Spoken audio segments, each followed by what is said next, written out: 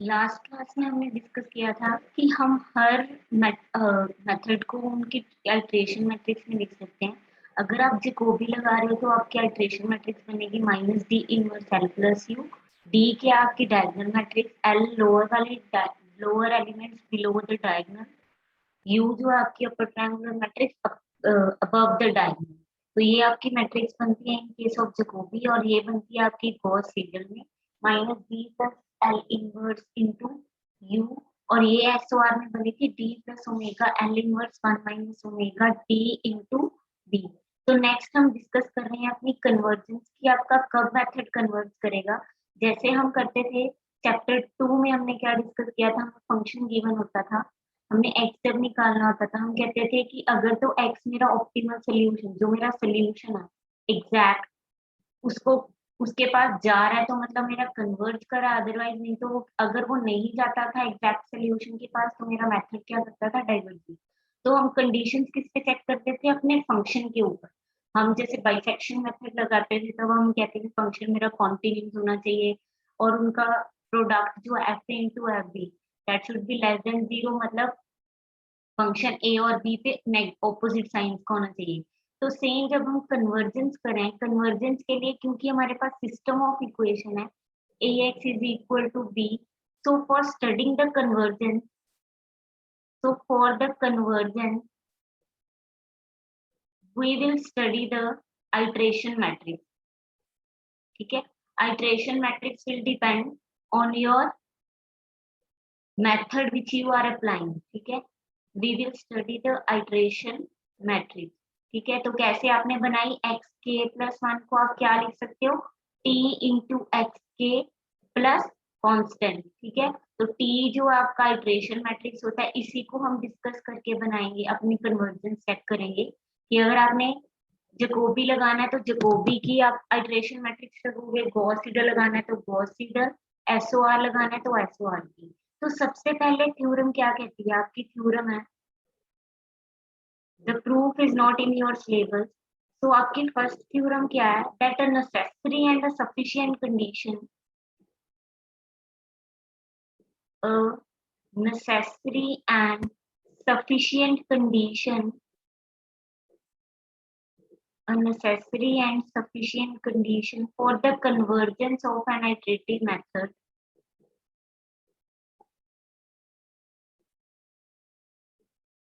for the convergence of iterative method is that the spectral radius of, is that the spectral radius of iteration matrix, iteration matrix should be less than 1, should be less than 1। तो वो क्या कह रहा है कि necessary and sufficient condition, मतलब जो sufficient भी और नेसेसरी भी, क्या कंडीशन है कि आपकी जो कन्वर्जेंस चेक करने के लिए वो आपका मेथड कब कन्वर्ज करेगा, अगर आप उसकी स्पेक्ट्रल रेडियस किसकी निकालो, अल्ट्रेशन मैट्रिक्स की। दैट मीन्स अगर आप स्पेक्ट्रल रेडियस निकालोगे अल्ट्रेशन मैट्रिक्स की, अगर वो आपकी 1 से छोटी आती है तो आपका मेथड पक्का कन्वर्ज करेगा। तो स्पेक्ट्रल रेडियस हमने कैसे निकाली थी, spectral radius of any matrix, T matrix है तो मैं क्या कहूंगी, मैक्सिमम मैं किसका लूंगी, लैम्डा आई का, और लैम्डा आई क्या होंगी, that is the eigen values of T. ठीक है, अगर आपकी आइगन वैल्यूज टी मैट्रिक्स की कम आ जाती हैं 1 से, दैट मीन्स वो 1 से छोटी होती हैं, तो वो क्या होएगा, तो आपका मेथड आपका कन्वर्ट करेगा। जितनी ज्यादा आपकी छोटी आपकी आइगन वैल्यू आएगी उतनी फास्ट आपका मेथड जो है वो कन्वर्ट करेगा। So this is the necessary and sufficient condition, please keep it in mind. यहाँ पे जो कंडीशन है वो आइट्रेशन मैट्रिक्स के ऊपर है, ए के ऊपर नहीं। जो ए अगर आपको कोफिशिएंट मैट्रिक्स है फाइन, अगर आपको चेक करना है जैकोबी कन्वर्ट करेगा कि नहीं, तो पहले आप उसकी ट्रांजिशन मैट्रिक्स निकालोगे, क्या निकालोगे, minus D inverse L plus you, मतलब डायगोनल मैट्रिक्स का इनवर्स को किससे मल्टीप्लाई करोगे, एल प्लस यू। ठीक है। अगर आपने गॉस सीडल लगाना है तो गॉस सीडल की मैट्रिक्स तो वो क्या थी, minus D plus L inverse into you. SOR लगाना है तो एसओआर की जो मैट्रिक्स थी उसके ऊपर, तो आप इस टी की आप पहले निकालोगे, फिर आप आइगन वैल्यूज निकालोगे। आइगन वैल्यूज आप कैसे लोगे, टी माइनस लैम्डा को क्या पुट कर दोगे 0, यहाँ से आपकी लैम्डा की वैल्यूज आएंगी, मैग्नीट्यूड लेके आप मैक्सिमम लोगे उसका। ठीक है, तो जो मैक्सिमम आएगी वो आपकी स्पेक्ट्रल रेडियस पी बन जाएगी। अगर सारी वैल्यूज आपकी लेस देन 1 आ रही है तो आपका क्या हो जाता है, हमेशा आपका क्या होएगा, वो मेथड कन्वर्ज करेगा। तो आपको ध्यान रखना है कि ए के ऊपर ऑपरेशन नहीं लगाने, आपने मैट्रिक इसके ऊपर ऑपरेशन नहीं लगाने, आपने टी के ऊपर ऑपरेशन लगाने हैं, तो आपकी आइट्रेशन मैट्रिक्स। ठीक है, तो आपको ध्यान, आपको अपनी प्रॉपर्टीज भी यूज कर सकते हो, कहीं किसी स्टेप पे अगर जैसे टी मैट्रिक्स आपकी बन जाती है, लोअर ट्रायंगुलर मैट्रिक्स बन जाती है, मतलब ऐसे एलिमेंट बन जाते हैं, मतलब यहाँ ए नहीं लिख रही, यहाँ पे कुछ C11 आ जाता है, C22, जैसे यहाँ पे CNN, यहाँ पे C21 होगा, C21, C22, सॉरी C31 होगा, C32, ऐसे ये सारे एलिमेंट 0। तो यहाँ की आइगन वैल्यूज आपको पता है, लैम्डा इज क्या होंगी, मेरे डायगोनल एलिमेंट्स।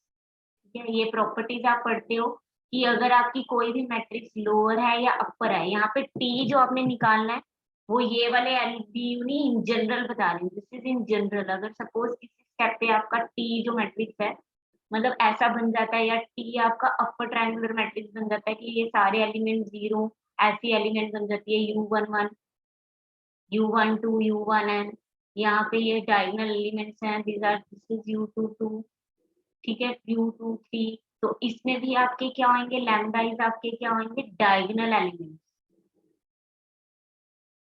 ठीक है, अगर आपकी डायगोनल मैट्रिक्स ही बन जाती है, जैसे बन जाती है D11, D22, DNN, तभी भी इस केस में आपके लैम्डाइज क्या होंगे, डायगोनल एलिमेंट। तो ये मैट्रिक्स की प्रॉपर्टी होती है, क्योंकि आप फर्स्ट रो के अगर एक्सपैंड करोगे तो सिर्फ आपको लैम्डा इसी की वैल्यूज मिलेंगी, इसको अगर आप फर्स्ट कॉलम के एक्सपैंड करोगे तो ये मिलेगा, तो यहाँ पे आप किसी के विद रिस्पेक्ट टू भी एक्सपैंड करो तो आपको डायगोनल एलिमेंट्स ही मिलेंगे।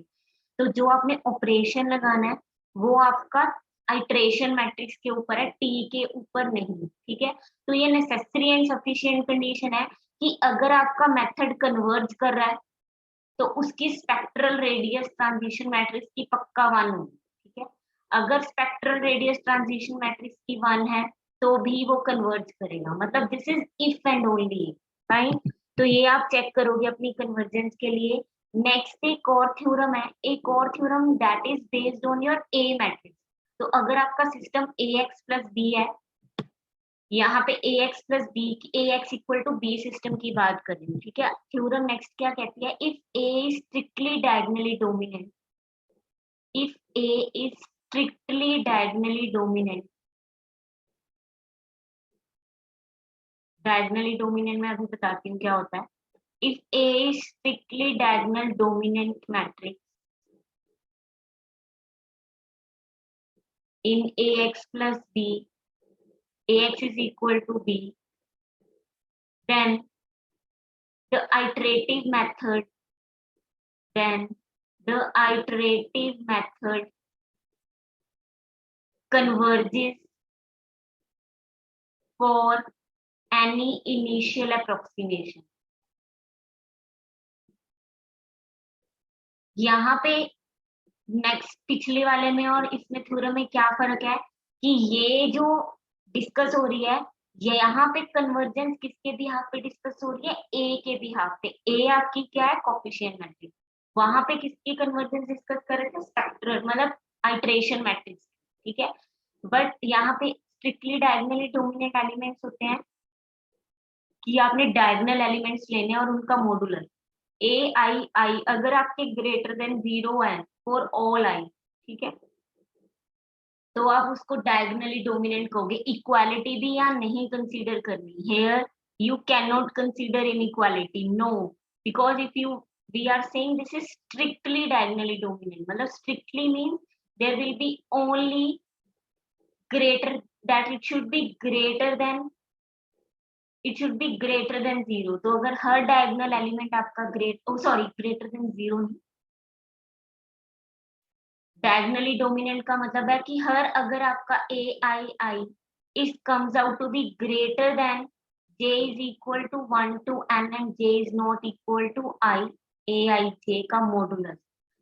ग्रेटर वो ट्राई डायगनल था, स्ट्रिक्टली डायगनल एलिमेंट है। जैसे आपकी मैट्रिक्स है अगर a11 a12 a13 a21 a22 a23 a31 a32 a33, अगर मेरा ये अगर मैंने पहले के लिए निकाला डायगोनल एलिमेंट मेरा फर्स्ट क्या है a11 का मॉडुलस लिया, अगर वो मेरा modulus of a12 plus a13 element का मॉडुलस लेना है, सम करके मॉडुलस नहीं लेना।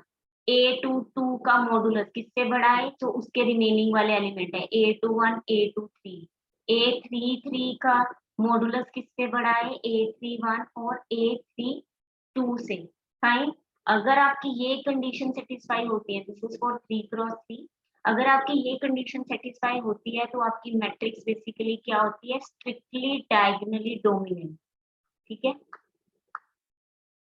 तो आपकी स्ट्रिक्टली डायगोनली डोमिनेंट मैट्रिक्स होगी इस केस में, जब आपका क्या है कि आपका जो डायगोनल एलिमेंट है that should be greater than, not zero, that should be greater than the modulus of sum of the remaining element. तो अगर आपका ए डायगोनल डोमिनेंट है और तब आपका मेथड पक्का कन्वर्ज करेगा किसी भी इनिशियल अप्रोक्सीमेशन के लिए। So this is only the sufficient condition, ये मेरी सफिशिएंट कंडीशन है, नेसेसरी नहीं है।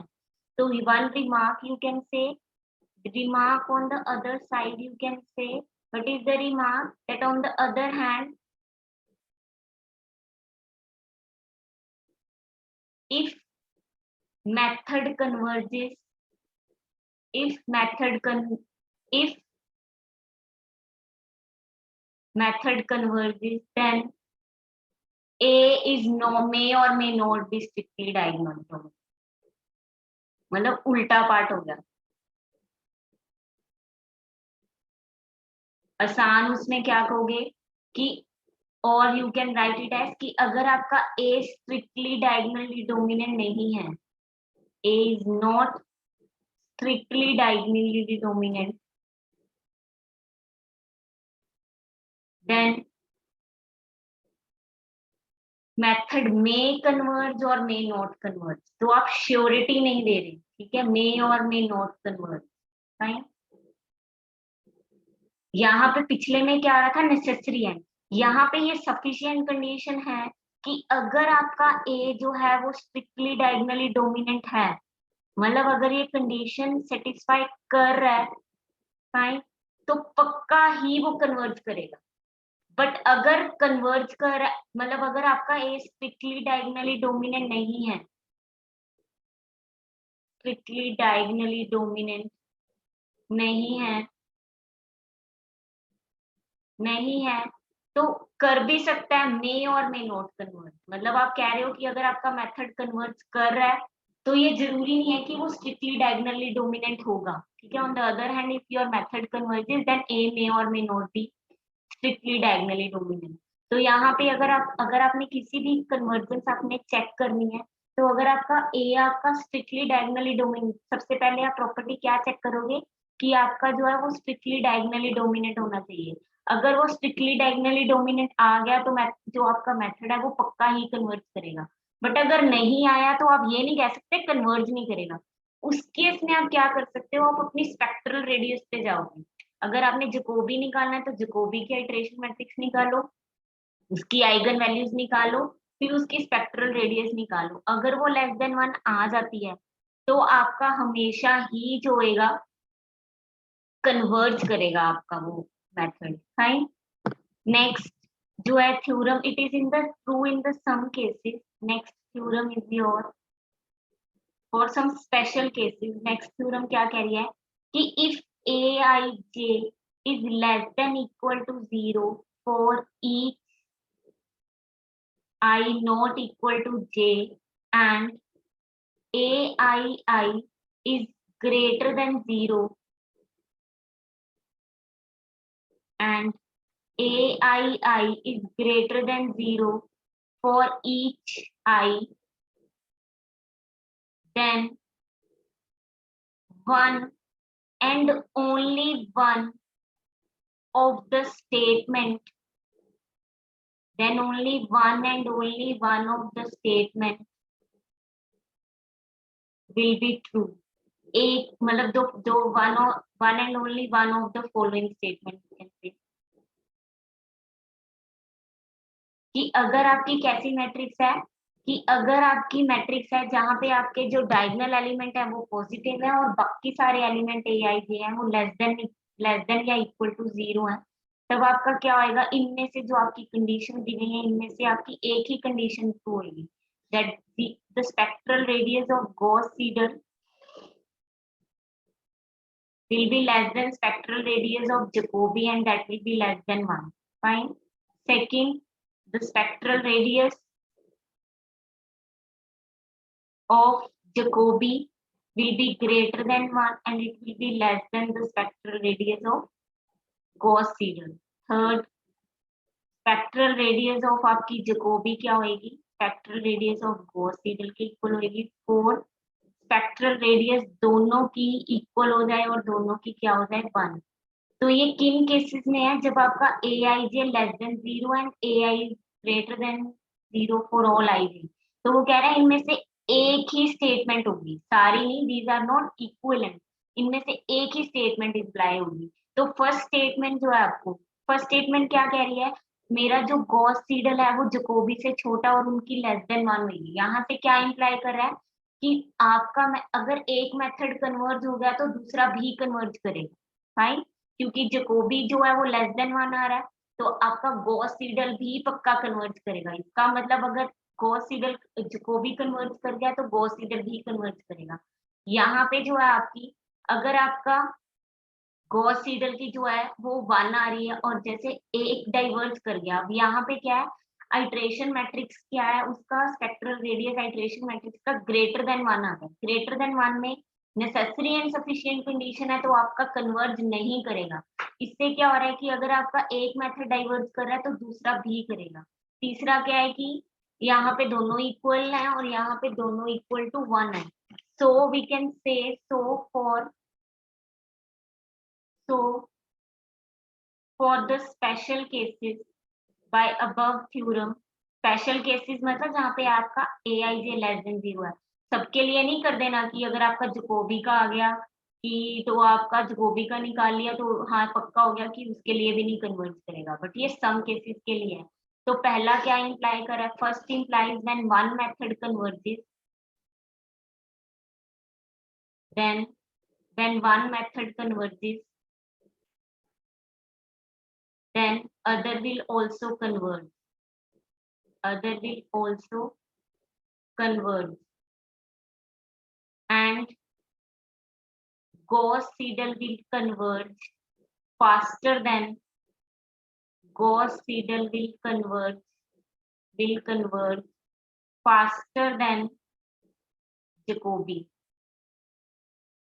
ठीक है, तो जो आपका है मेथड वो जकोबी गॉस सीडल, पहला क्या कह रहा है कि स्पेक्ट्रल रेडियस 1 है और जकोबी की क्या उससे, गॉस सीडल की जकोबी से भी छोटी है स्पेक्ट्रल रेडियस, तो वो जल्दी कन्वर्ज करेगा. सेकंड क्या इंप्लाई कर रहा है कि अगर एक when one method diverges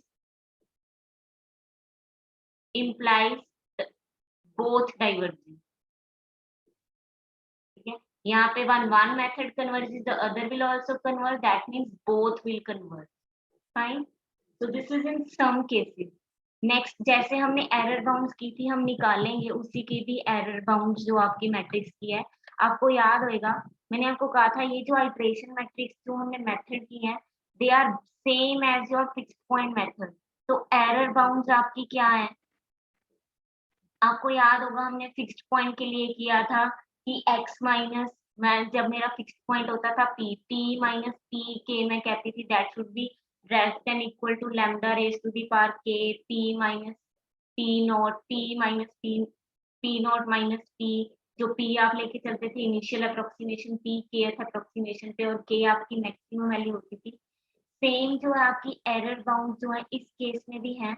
error bound आपकी क्या है, if you are saying if the norm of t is less than 1 for any natural norm, norm कोई भी हो सकती है. मैंने आपको मैट्रिक्स की नॉर्म निकालनी बताई है. नॉर्म हमने दो तरीके से निकाली थी, स्क्वायर नॉर्म और is natural matrix norm. and C is any given constant. C is any given constant vector, or you can say that is given vector. Then the sequence,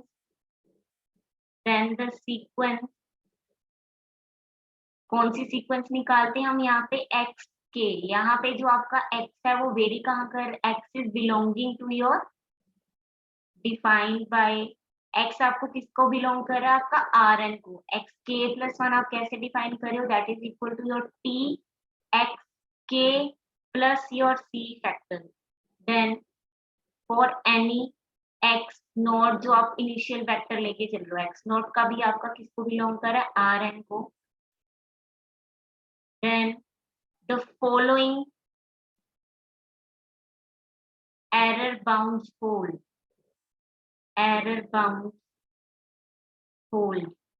fine.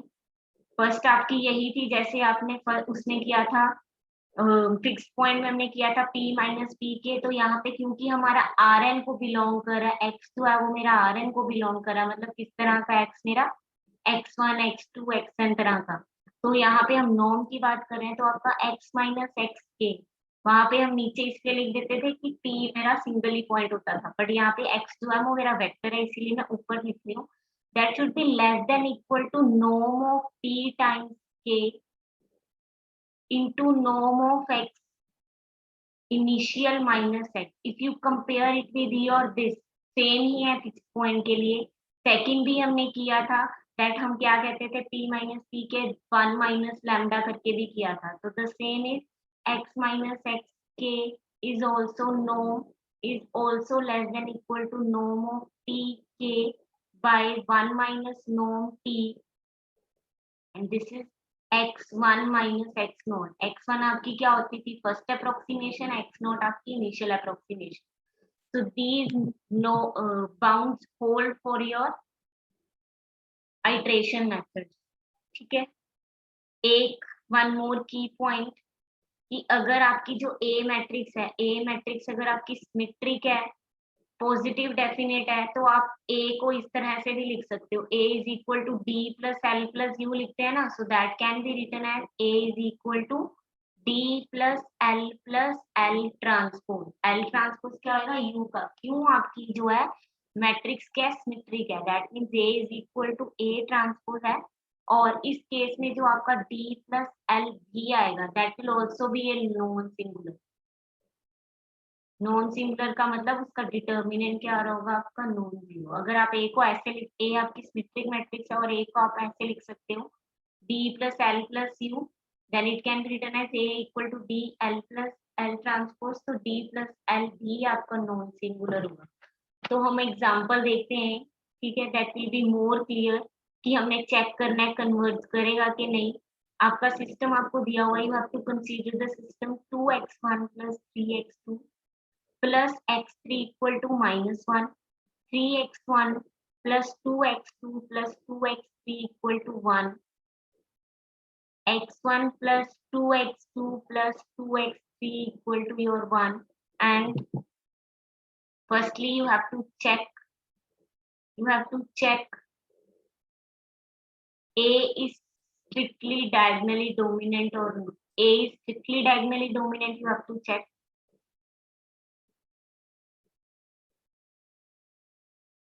आप check करोगे कि क्या आपका strictly diagonal dominant है। Second आपको क्या निकालना है, सेकंड वो कह रहा है कंप्यूट, आपने क्या कंप्यूट करना है, spectral radius of iteration matrix of Jacobian. Third spectral radius of iteration matrix of Gauss Seidel. Next you have to check will the methods converge, right? So these four you have to answer.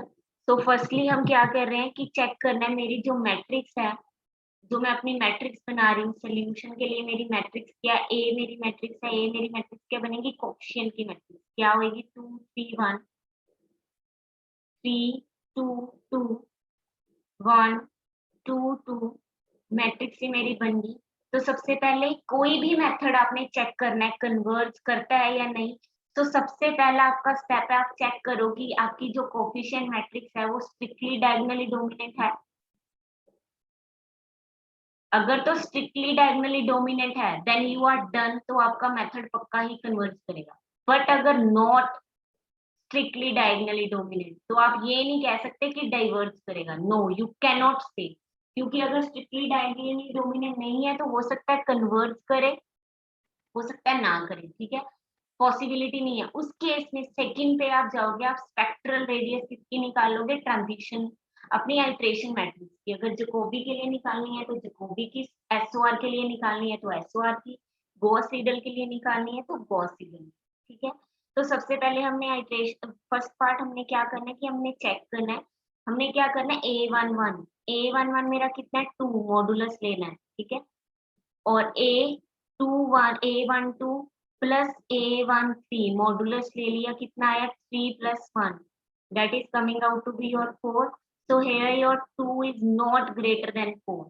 तो आपको check करने की जरूरत ही नहीं है कि A22 का mode बड़ा होगा A21 से के नहीं, ठीक है, A23 से, या आपको A33 के लिए भी चेक करने की जरूरत नहीं है, क्योंकि आपका पहले पे ही आ गया जब आपका कि वो बड़ा नहीं है, तो आपको ये कंडीशन चेक करने की नहीं है। अगर ये ग्रेटर होता, ठीक है, मतलब A11 का मॉडुलस मेरा अगर A12 के मॉडुलस और A13 के मॉडुलस से बड़ा होता तो मैं नेक्स्ट स्टेप पे जाती, अब मेरा बड़ा नहीं है तो मैं अगले स्टेप पे नहीं जाऊँ, ठीक है। तो अगर मैं नहीं, अब मेरा जो है वो डायगनली डोमिनेंट जो एलिमेंट वो नहीं है, ठीक है, which implies my A is not strictly diagonally dominant. Equality भी नहीं आनी चाहिए, स्ट्रिक्टली होना चाहिए, बड़ा होना चाहिए, ठीक है, डायगनली डोमिनेंट। मतलब अब ए तो नहीं है, अब हम ना तो कुछ भी नहीं कह सकते, हो सकता है मेथड कन्वर्ज कर दे, हो सकता है नहीं करे। बट नेक्स्ट हमारा टास्क क्या होगा, कन्वर्जेंस के लिए हमने स्पेक्ट्रल रेडियस निकालनी है किसकी, जकोबियन मेथड की। जकोबी की ट्रांसि वो मैट्रिक्स क्या कहती है, that is minus D inverse L plus you. तो अगर आप इसको कन्वर्ट करोगे अपनी डायगोनल मैट्रिक्स में तो यहाँ से मेरी डायगोनल मैट्रिक्स क्या आएगी, 2 2 2, बाकी सारे एलिमेंट 0। तो ये आपकी मैट्रिक्स क्या बन गई, diagonal matrix plus L, L आपके एलिमेंट डायगोनल में 0, यहाँ पे क्या आ जाएगा 3 1 2, बाकी सारे एलिमेंट यहाँ पे भी 0, यहाँ पे भी 0, यहाँ पे भी 0, प्लस अपर, अपर क्या बन जाएगी, ये वाला एलिमेंट 0, सारे 0, यहाँ पे भी 0, फाइन। ये आपका एलिमेंट क्या आ जाएगा 3 1 2। तो ये आपकी मैट्रिक्स बन गई, ये आपकी डायगोनल एल होगी, ये आपकी यू होगी। तो क्या कहती है Jacobian matrix, minus D inverse L plus U. इसका मतलब पहले मुझे डी इनवर्स निकालना पड़ेगा, डी इनवर्स आप क्या निकालोगे, adjoint of D bye determinant of D. अब यहाँ पे डायगोनल मैट्रिक्स ही है तो आपका डिटर्मिनेंट ऑफ ए क्या आ जाएगा, डायगोनल एलिमेंट्स का ही प्रोडक्ट क्या आ जाएगा, ए। एडजॉइंट ए में भी आपकी यही मैट्रिक्स आएगी, ट्रांसपोज ले भी लोगे तो डिवाइड करोगे हर एलिमेंट को 2/8, तो आपकी जो डी इनवर्स मैट्रिक्स आ रही है वो क्या आ जाएगी, 0.5। फाइन, दिस इज 0.5000, 0.50, क्योंकि 2/8 करोगे that will comes out to be your 000।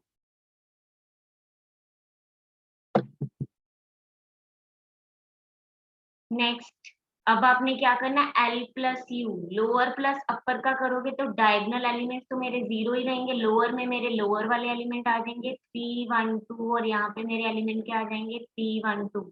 If you will solve this matrix, आपका आंसर आ रहा है that is coming out to be 0 minus 1.5 minus 0.5 minus 1.5 0 minus 1 minus 0.5 minus 1 0। अब मुझे स्पेक्ट्रल रेडियस निकालना है, किसका स्पेक्ट्रल रेडियस निकालना है मुझे, जकोबियन मैट्रिक्स का।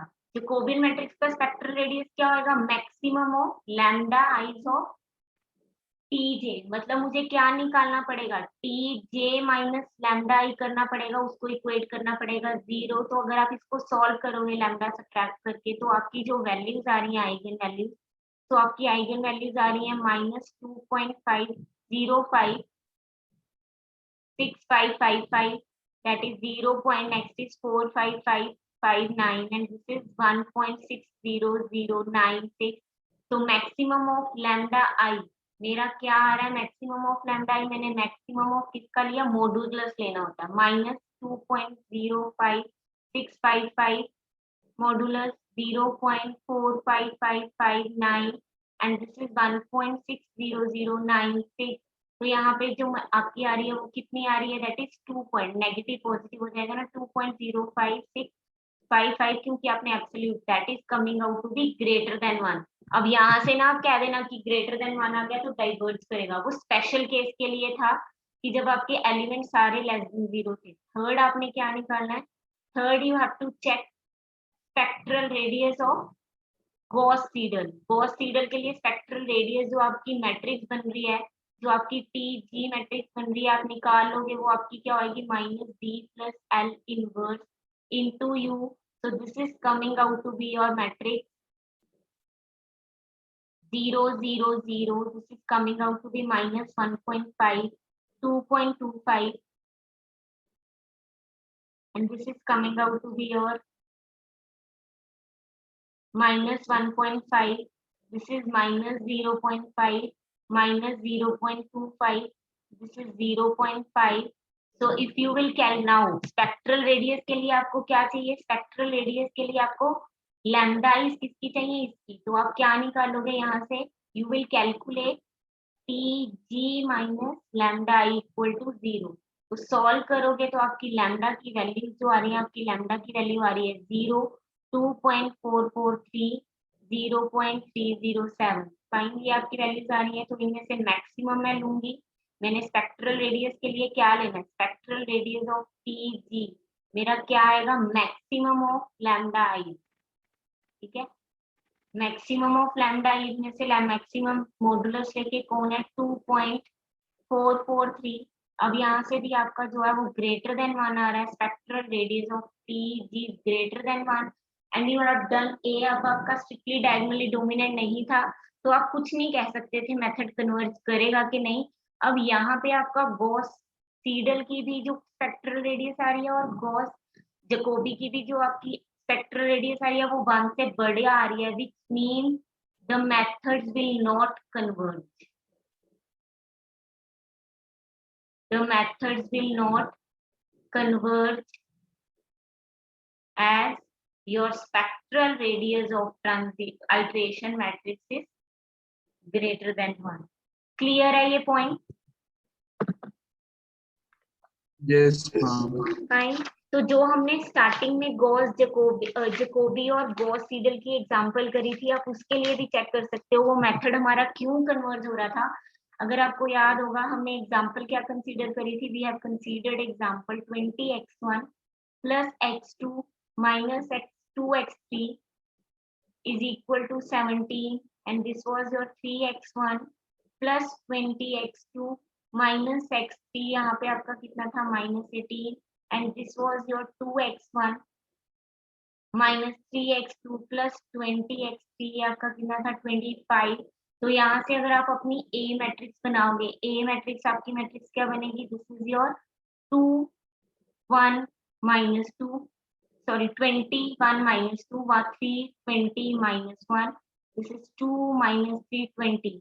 तो सबसे पहले आपने कन्वर्जेंस के लिए क्या करना है? Strictly diagonally dominant. तो अगर आपका यहाँ का एलिमेंट लोगे 20 और यहाँ का लोगे मॉडुलस लेके 1 plus minus 2, so this is coming out to be 1 plus 2, that is 3, so 20 is greater than 3। Next पे आओगे 20 है diagonal element, this is A11। Fine, next A22 आपका 20, यहाँ से मॉडुलस सम करो, modulus of 3 plus modulus of -1, that is 3 plus 1, that is coming out to be 4 and this is greater than 4। A33 check किया आपने, वो भी क्या आ रहा है आपका 20, तो यहाँ पे क्या आ रहा है? 2 plus -3 is equal to 5, 20 is greater than 5। so in this case your modulus लेना होता है यहाँ पे भी A11 A22 and diagonal elements का मॉडुलस हमेशा बाकी वाले एलिमेंट से बड़ा रह रहा है, which implies A is your strictly diagonally dominant matrix. A is my strictly diagonally dominant matrix. अगर मेरी A स्ट्रिक्टली डायगनली डोमिनेंट आ जाती है तो मेरा मेथड क्या होएगा, कोई भी मेथड हो, कोई भी आइटरेटिव मेथड हो, दैट मेथड विल कन्वर्ज। अब आपको स्पेक्ट्रल रेडियस निकालने की जरूरत नहीं है क्योंकि आपने कोफिशिएंट मैट्रिक्स से ही चेक कर लिया, वो आपकी स्ट्रिक्टली डायगनली डोमिनेंट आ रही है। तो इसका मतलब है कि आपका मेथड पक्का ही कन्वर्ज करेगा। अगर ये नहीं आती तो आप स्पेक्ट्रल रेडियस पे जाते हैं। क्लियर है ये point? Yes, ma'am. Fine. So is there any doubt till here? No, ma'am. Fine. So just I am giving you revision what we have done in this chapter. We have done three iterative techniques में हमने क्या discuss किया सबसे पहले? For iterative techniques हमने सबसे पहले norms discuss किया था। नॉर्म्स में हमने डिस्कस किया स्क्वायर नॉर्म और मैक्स नॉर्म। नॉर्म्स हमने दो तरह से डिफाइन की थी, कैसे, किसके लिए, एक वेक्टर के लिए और एक मैट्रिक्स के लिए। फाइन। नॉर्म्स हमने किसके लिए डिफाइन की थी? For vector and for matrix. Define हमने किससे की थी? टू वेज से।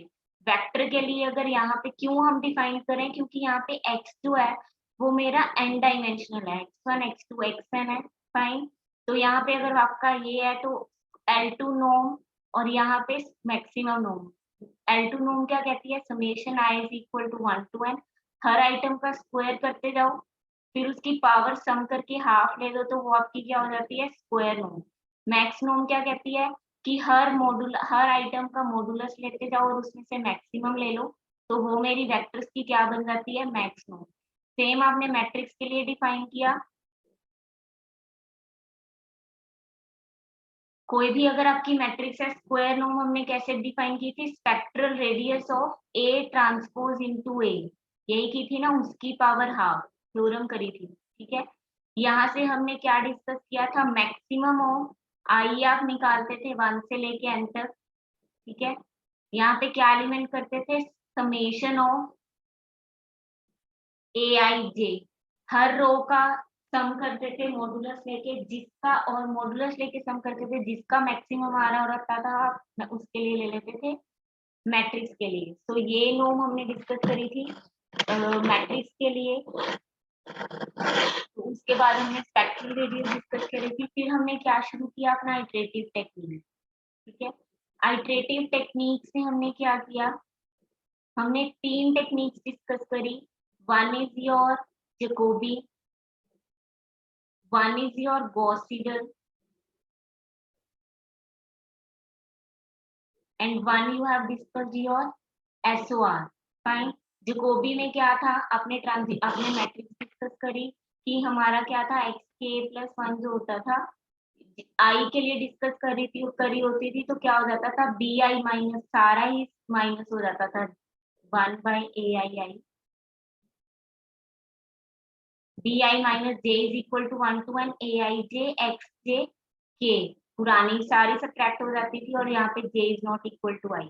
बट गॉस सीडल ने क्या किया? एक्स आई के प्लस 1 आपका क्या हो जाता था? वो आपका स्प्लिट कर देता था 1 by A I I. B I minus summation दो में स्प्लिट हो जाता था 1 to i minus 1।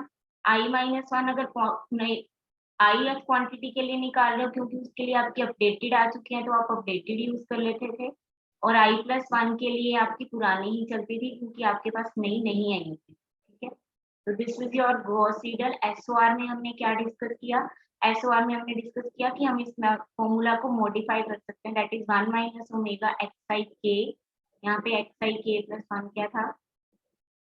This thing plus omega by ai and your this whole quantity. Fine. So this was your SOR. Convergence हमने किससे चेक करी? cos SOR की convergence मैंने आपको वहीं पे भी बताई थी कि क्या क्या थी। एक सिंप्लिसिटी के लिए ट्राई डायगोनल लो आपका कब कन्वर्ज होएगा और ओमेगा की वैल्यू कितनी लो, और बाकी क्या है कि हमें स्ट्रिक्टली डायगोनली डोमिनेंट निकालना है। अगर वो लेस देन, अगर वो आपका स्ट्रिक्टली डायगोनली डोमिनेंट है तो वो आपका पक्का कन्वर्ज करेगा, नहीं तो आप चेक करोगे। अगर आपका नहीं है तो आप स्पेक्ट्रल रेडियस पे जाओगे, अगर आपका स्पेक्ट्रल रेडियस आ जाता है बड़ा तो आप क्या करोगे, तब आप चेक करोगे कि अगर वो 1 से बड़ा आ रहा है तो आपका मेथड डाइवर्ज करेगा, अगर स्पेक्ट्रल रेडियस लेस देन 1 आ रहा है इटरेशन मैट्रिक्स का तो आपका क्या है, मेथड कन्वर्ज करेगा। ये हमने डिस्कस किया। नेक्स्ट हम डिस्कस कर रहे हैं error bound and iterative refinement. Error bounds and iterative refinement, तो इसमें हमने क्या डिस्कस करना है। द मेन थिंग मैं आपसे भी पूछ रही हूँ कि जैसे हम लेके चल रहे हैं कि x जो है मेरा क्या है, बिलोंग कर आर एन को, ठीक है, मेरी कोई अप्रोक्सीमेशन है, ये मैंने स्टार लगा दिया, x स्टार मेरी अप्रोक्सीमेशन है, ठीक है, x मेरा जो है वो एग्जैक्ट सोल्यूशन है, दिस इज माय अप्रोक्सीमेशन जो हम निकाल रहे हैं, and this x is my exact solution, ठीक है। जो आप निकाल, क्योंकि हमें सिस्टम क्या गिवन होता है, my system is given to me that is ax is equal to b, ठीक है। तो जब हम निकालते हैं आर, आर में क्या कह रही हूँ, r is my b minus A x star. So this R, if I am defining this, I am saying is this is my residual vector for x star. So this is your residual vector for x star with respect to the given system.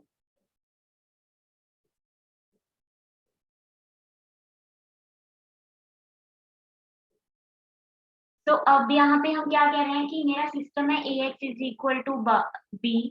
अब x तो मेरा जो है ये मेरा system है जो मुझे गिवन है, ठीक है। जो मेथड है वो यहाँ पे हम अप्रोक्सीमेट एग्जैक्ट सोल्यूशन तो निकलता है, कई बार अप्रोच भी कर सकता है पूरे एग्जैक्ट सोल्यूशन को, कई बार नहीं भी करता कुछ, क्योंकि हम टॉलरेंस लेवल पे डिफाइन करें कि मैं अपनी टॉलरेंस वैल्यू जो है वो कितनी अचीव कर रही हूँ, नॉर्म पे के ऊपर डिपेंड कर रहा है मैं कितना टॉलरेंस ले सकती हूँ। तो आर आपका क्या रेजिड्यूअल वेक्टर है किसके ऊपर, B minus A x star. तो अगर मैं कह रही हूँ, अगर मेरा जो रेजिड्यूअल वेक्टर है, I am asking this from you, this is the property, क्या ये प्रॉपर्टी होल्ड होगी इफ, अगर मैं, क्योंकि आर भी जो आपका बनेगा वो क्या बनेगा, ये वेक्टर ही बनेगा ना, क्यों बी भी आपका वेक्टर है, बी कैसा है, b1 b2 bn वेक्टर है, ठीक है। ए एक्स स्टार करोगे मतलब मल्टीप्लाई कर दिया ए एक्स स्टार क्या N, A N cross N matrix है और ये एन इंटू वन, तो इसका जो रिजल्टेंट वेक्टर आएगा वो भी क्या आएगा, एक वेक्टर वो ही आएगा ना, x1 this star, x2 star, ये भी वेक्टर आएगा अप टू xn स्टार। तो जो ये है वेक्टर, तो मतलब r भी मेरा क्या बनेगा, रिजल्टेंट वेक्टर बनेगा। तो मैं क्या, अगर मेरा r जो है वो स्मॉल है, स्मॉल, देन कैन यू से मेरा x माइनस एक्स भी स्मॉल होगा, यस और नो। तो विल दिस प्रॉपर्टी होल्ड, सोच के देखो, मैं आर क्या लिख रही हूँ, B minus A x star, मैं उसका नॉर्म निकाल रही हूँ, ठीक है, वो जो नॉर्म आ रहा है वो मेरा बहुत छोटा आ रहा है, क्या मैं कह सकती हूँ कि एक्स और एक्स स्टार का नॉर्म भी छोटा होगा, yes anyone,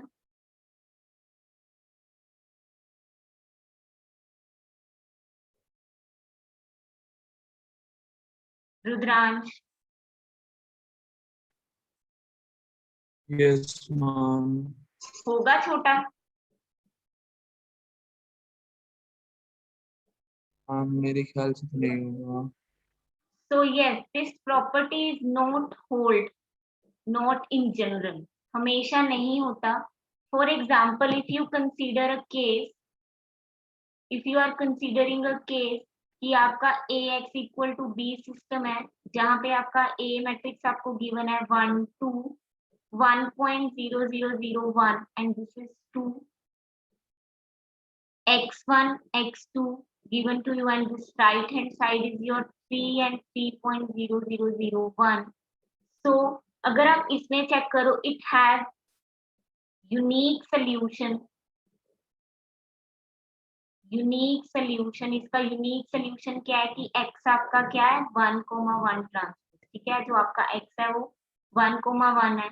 determine, you have to determine residual vector for the approximation x star is equal to your, the approximation is your 3 minus 0.0001. Fine, this is transpose. So this is your x star. तो residual vector क्या कहता है, residual vector हमें कैसे निकालना है, that r is my b minus ax star. तो b आपका क्या मैं गिवन है आपको 3.0001. फाइन, माइनस a आपका क्या गिवन है 1.0001. This is 2. x स्टार आपको गिवन क्या है 3 and minus 0.0001. So if you will calculate this thing, this is coming out to be your 0.0002 and this is 0. तो अब आपका r वेक्टर आपका क्या आ रहा है 0.0002 and 0. नेक्स्ट, अगर आप इसका निकालोगे मैक्स नॉर्म ही चेक करो. फाइन, मैक्स नॉर्म क्या कहता है कि मैक्सिमम ले लो क्वांटिटीज का 0.0002 मॉडुलस लेके. तो मैंने लिया मैक्सिमम कितना आ रहा है 0.002. फाइन, यहाँ पे जो आपकी क्वांटिटी आ रही है 0.002 आ रही है. तो हमने क्या किया, जो मेरा r है रेसिडुअल वेक्टर मेरा क्या आ रहा है, उसका नॉर्म तो मेरा बहुत छोटा आ रहा है. But if you calculate your x minus x star at the max norm, x minus x star क्या करोगे, पहले आप सब्ट्रैक्शन करोगे 1 minus 3. fine, and the next vector is your 1 minus 0.0001. तो आप इसका नॉर्म निकालोगे तो आपका क्या आ रहा है आपका 3 1 minus 3 that is your -2 and this is your 1.0001. fine, so this is coming out to be max norm निकालना है. तो हमें क्या लेना है, सारे सबका मॉडुलस लेके that is coming out to be 2. तो आप चेक कर सकते हो कि यहाँ पे जो मेरा नॉर्म आ रहा है वो x क्या हुआ मेरा 2 आ रहा है और यहाँ पे जो मेरा रेसिडुअल वेक्टर आ रहा है वो बहुत छोटा आ रहा है. इसका मतलब जो मेरी x स्टार थी वो मेरी पुअर अप्रोक्सीमेशन है. You can check from here the x, this is your exact solution and this is your approximation solution. But since your x star is the poor approximation, but still your residual vector is very less. So this leads to your that you have small residual does not imply that you have small error. So we will continue this in the next class. Do you have any doubt?